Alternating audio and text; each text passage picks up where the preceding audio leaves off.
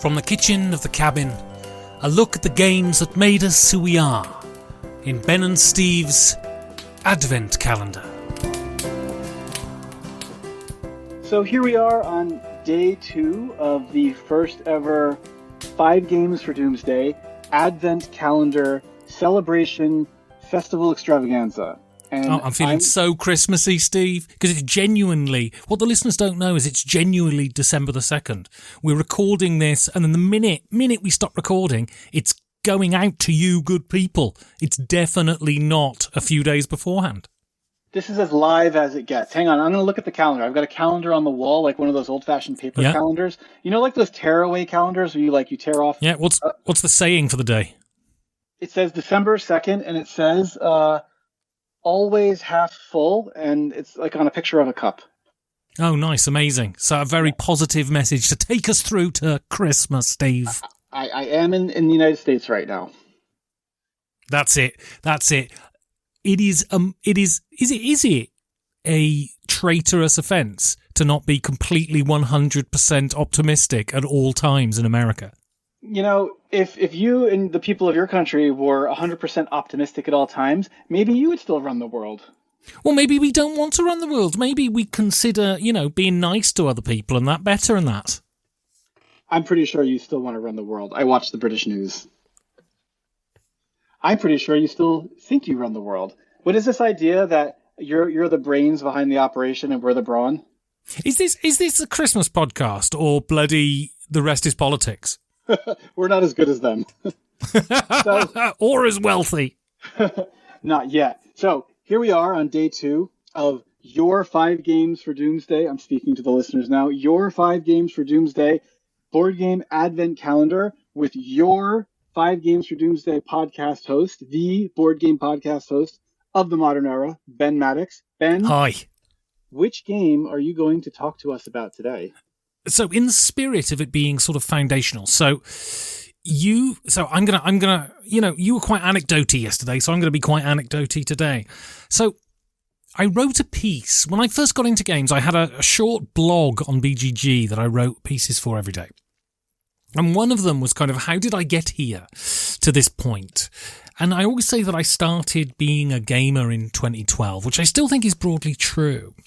But in that piece, I sort of went back and thought about my experience as a gamer growing up. And of course, I always played like Monopoly and Game of Life or anything and everything. But I do remember as a kid, a friend of mine got Hero Quest. And I remember it just being this just ginormous, exciting, massive thing. And I think that lodged in my brain, and so I was always kind of game nerd adjacent. And then a few years later, I got very briefly into 40k, and I remember, looking through the factions and just being drawn to the orcs because they were so irreverent in this world that was very serious. Did you own minis back then? I did. I've got one of my old pewter orc minis in front of me as we speak. Painted? Well, I dunked it in purple paint when I was a kid. So it's about this mini. I've lost the plastic arms though, unfortunately. This mini is about, crikey, this will be 30 years old at least, this orc mini that I've got here. And hey, let's start the bidding at €1,000 for Ben's 30-year-old, authentic, owned by Ben Maddox, Warhammer 40k mini. Yeah, absolutely. And so I always was kind of had this in me, this nerd thing in me. But, you don't talk about it because you're trying to kiss girls. And I had enough trouble being, a council estate scumbag. Well, the thing is, you regard yourself as this kind of like cool guy. I'm not really sure why. I think because you're into sports. And, you yell at the TV during games of Liverpool when they're losing to Man U, the greatest football team of all time. All night. Which is most of the time. But, you're an actor. And, acting is kind of nerdy, isn't it? I think, no, it's interesting, isn't it? Because I think there are certain types of nerdery that are sort of socially acceptable and certain types that aren't. I think the zeitgeist has changed, and you can be into kind of Lord of the Rings and Star Wars now in a way that you couldn't before. Yeah, but like classic nerddom, like basically when we grew up, being into anything just a little bit too much was nerdy. Unless it was sport. You could hold, yes, right. Reams and reams of statistics in your head about sport, which is incredibly nerdy, but people would give you props for it. Super nerdy. If it was anything slightly away from sport, you were considered nerdy. But, I mean, the thing is, it wasn't so stark in Britain as it was in America, and I was always able to tell jokes and, get myself out of stuff by being mouthy and witty. So I was never sort of, persecuted for being a nerd particularly. If you're into any kind of fandom where some of the characters have pointy ears, you are going to be classified as a nerd, and you're not going to escape that label. But anyway, I interrupted you. Yeah, so, and then when I was about 17, 18, I was slap bang in the middle of my smoking weed phase. And I was sort of living at a squat at the time. I'll write my biography one day. My late teenage years were fascinating. And we'll start the bid at €5 for Ben's biography. And we played Call of Cthulhu. A friend of mine ran a game of Call of Cthulhu, and my God, that it was a transformative experience. It was so good, and my friend was so good at running the game. I mean, I run a game for you now, D&D, and my whole DM technique was learnt from that guy, essentially. Interesting. And I need to take a pause here and just tell the listeners, I give Ben a lot of grief, and we have a lot of lulls on this show, but my God, is he not the top DM of all time? Well, thank you very much, Steve. I'm sure there are people better than me, but fuck not them. Not that I've met. Anyway, and so I think what all this is leading up to is that I was kind of primed, I think, to get into something nerdy and something sort of game related. And so the game I've chosen, I haven't even mentioned the bloody game I've chosen, we're like 10 minutes in. The game I've chosen is the one that was, as I said yesterday, a lightning bolt between the eyes. It was the one that made me a gamer instantly. And that was Pandemic. And, I moved to Berlin. I've told this story loads, but it can bear to be told again. I moved to Berlin and I didn't really know anybody. And I wanted to do something that would sort of get me away from alcohol, because my life in Vienna up until that time, I was going to the pub 3 or 4 times a week, and it's just, I was getting older and you can't do it. And even though I drink too much now, I drink a lot less than I did in my 20s. This is 2012? Yeah, 2012. So this is your 10-year anniversary. Yeah, indeed it is. Indeed it is. Gamer. October the 3rd. Einheitstag was the day I moved to Berlin. And I wanted to do something, so I was watching Dice Tower videos, and the idea of a co-op game had never really kind of hit me before. So I bought Pandemic, and one game into Pandemic, I was just like, my God, this is astonishing. This whole sort of art form is completely different to what I thought it was. And the next couple of days, we'll talk about the second game I ever bought. But as I say, this was a bolt of lightning between the eyes, and all of that sort of dormant gamerness just rose to the surface instantly the minute I played Pandemic. And we lost, of course, and that night we played it and we played it and we played it until we actually won a game, and then we could go to bed, and this was in my mid-30s. This wasn't when I was a 14-year-old, and all these stories talk about when you're a teenager, but that was a genuine night of magic when I was a hoary old adult, I think it's only in co-op games that losing can actually be more motivating than when you lose a competitive game, which is quite well, I don't want to win the first game of any co-op game I play, because co-op games should be difficult, right? So you're always talking about board games as art. That's like your thing, one of your many things. Yeah. And you just mentioned, you referred to Pandemic as somehow representing some aspect of board games as an art form or whatever. Is this when you first realized that board games were an art form, or when was it that you began to think in this way? Because that's interesting. Like, did it hit you immediately, or did this come later? I think I started to think in this way when I started to produce, for want of a better term, content about it, because you've got to talk about something, right?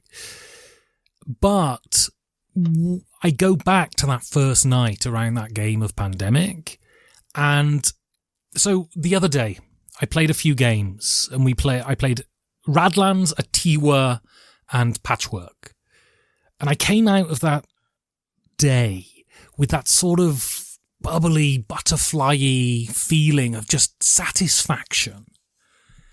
And I remember that day playing Pandemic, I was completely engrossed. You know, they talk about flow state, and that was what it was like. I was completely engrossed, and then I came out of it just feeling great and energized and kind of almost psychically refreshed. And so I guess something that can inspire that reaction in someone has to tell us something about who we are. And my very vague definition of art is it's something that tells us about who we are as an animal, right? Now, do you remember the feeling that you had in Pandemic when you got your first epidemic and you had to shuffle the discard pile and put it back on the draw deck?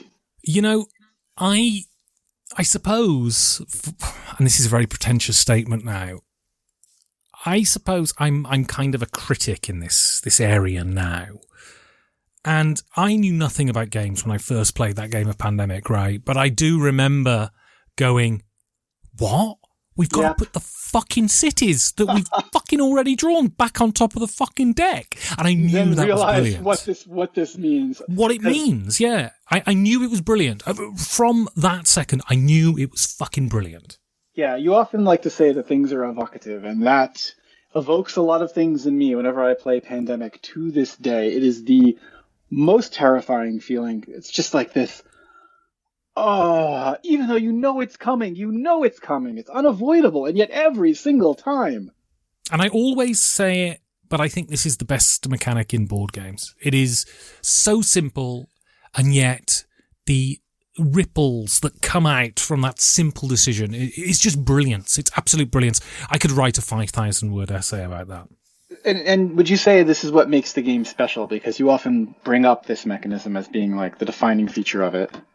Is that what makes the game particularly special? Yeah, because it cranks up the tension tenfold. It just cranks it up, and you just go, my God. And what it does is it's a jolt of electricity into your brain, and it forces you to focus in a laser-like, precise manner. And it's just so brilliant. It's just so brilliant. So you asked me yesterday about History of the World. Like yesterday, the day before today when we previously had met, and today's a different day. You asked me if I thought History of the World still held up after so many years. And that game's been around for over 30 years. Pandemic is not quite as old, but it's got some pedigree at this point. I think, when did it come out? 2008? 2008. So I think I could ask the same question, and we could maybe even say something about the various iterations of it if you wanted to, how they compare, and how you feel about going back to the original, because we don't go back to the original very often. At all. So being burnt out on something is not the same as it not working. So the thing is with Pandemic, people get burnt out on it because it's so good, they end up playing it 100 times. And I don't listen to Nevermind by Nirvana anymore, but that doesn't mean Nevermind isn't a brilliant album, right? And so it's like when you hear it, you walk into a store and they're playing it is when you appreciate it. You suddenly go, oh yeah, this is bloody brilliant. I should listen to this when I get home, and then you don't. You start singing along. Yeah. And so I think it's various iterations. I got into board games when, what's it called? Twilight Struggle was number 1 on BGG, and it was number 1 for ages. And then Pandemic Season 1 took it over, and I thought Pandemic Season 1 was the perfect number 1 on BGG for the very good reason that... Was it the and first I don't think this is necessarily... It wasn't the Sorry? first Legacy game, but yeah, I'm asking. No. It wasn't the first Legacy game, but it got to number one on BGG. And the reason I thought it was perfect is because, and this is not the purpose necessarily of the BGG list, but it's one of the purpose I. It's if a new gamer came and they said, I'm just going to buy the number one game. If they buy Gloomhaven or Twilight Struggle, they're going to have problems. If they buy Pandemic Legacy Season 1, they're going to walk away thinking, my God, this thing is astonishing. And I think as the poster child of modern board gaming, I don't think there's anything better. I think you are completely correct, and I think I've mentioned this before. My lament at my inability to persuade the skeptical about this hobby is that they will never experience what it's like to play a Pandemic Legacy game.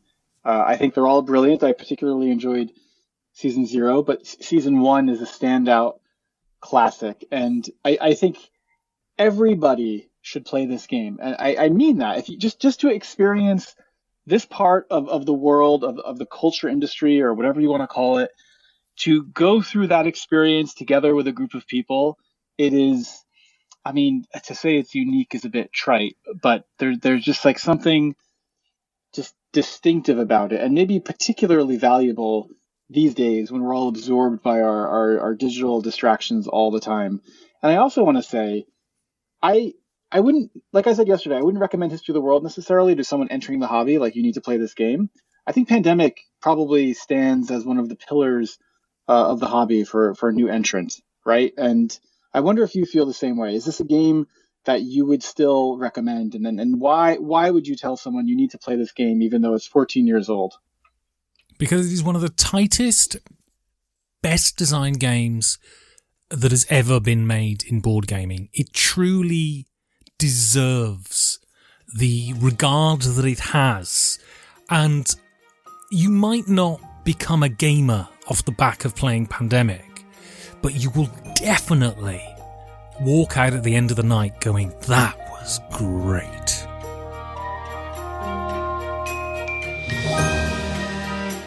Thank you for listening to this show and indulging our overweening nostalgia. If you would like to support the show, you can do that by going to patreon.com/5G4D. And we both wish you a very Merry Christmas.